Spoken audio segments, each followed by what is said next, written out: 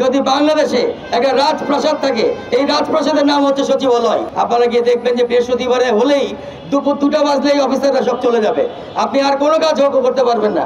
অথচ ওই দিন 8 ঘন্টা কাজের জন্য তারা বেতন নিচ্ছে। রাষ্ট্রীয় গুরুত্বপূর্ণ বিভিন্ন অফিস আদালতে কর্মবিরতিতে যাচ্ছে রাষ্ট্রের কর্মচারীরা। আমরা তাদেরকে একটু মনে করে দিতে চাই, আপনারা যখন আপনাদের কাজে যোগদান করেছিলেন সেই সময় আপনারা একটা শপথ গ্রহণ করেছিলেন, আপনারা একটা কাগজে সাইন করে এই চাকরির নিয়মাবলীগুলো মেনে আপনারা চাকরি নিয়েছিলেন। সেই চাকরি নিয়মাবলীতে কোথাও এটা লেখা ছিল না যে আপনি এভাবে রাস্তা ব্লক করে, সচিবালয় ব্লক করে, এনবিআর ব্লক করে, রাষ্ট্রের সমস্ত গুরুত্বপূর্ণ কার্যকলাপ বন্ধ করে দিয়ে আপনারা এইভাবে আন্দোলন করতে পারবেন। আমার আগের বক্তারা বলেছেন আইন সিদ্ধভাবে যা করার করুন, আইন আছে দেশে, এখন শাসন আছে। ওয়ালটন টেলিভিশন মাত্র 25,490 টাকায় পাচ্ছেন গুগল টিভি।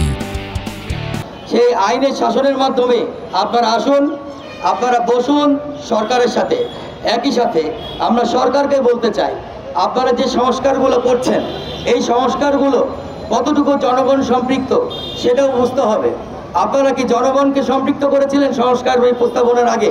আপনারা কিন্তু একই রকমভাবে আওয়ামী লীগ এবং অন্যান্য যেসব দলগুলো আগে ক্ষমতায় ছিল তাদের মতো করে আপনাদের সংস্কারের কাজগুলো জনগণের ঘাড়ে চাপিয়ে দিবেন না। আপনারা অবশ্যই সংস্কার করার পূর্বে প্রত্যেকটা জিনিস জনগণের কাছ থেকে জেনে নিন। আমরা জানি সচিবালয়ে কি ঘটে। যদি বাংলাদেশে একটা রাজপ্রাসাদ থাকে, এই রাজপ্রাসাদের নাম হচ্ছে সচিবালয়। আমাদের সাধারণ জনগণের কারো ঢোকার ক্ষমতা নেই এই সচিবালয়ে।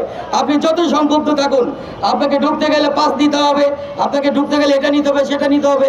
আপনাকে কোনোভাবে এখানে আপনার প্রবলেমগুলো নিয়ে ঢোকানো যাবে না। এবং কেন ঢোকানো যাবে না? এই সিস্টেমগুলো এখানে ফ্যাসিজম একটা সিস্টেম অনেক আগে থেকে এখানে চালু আছে।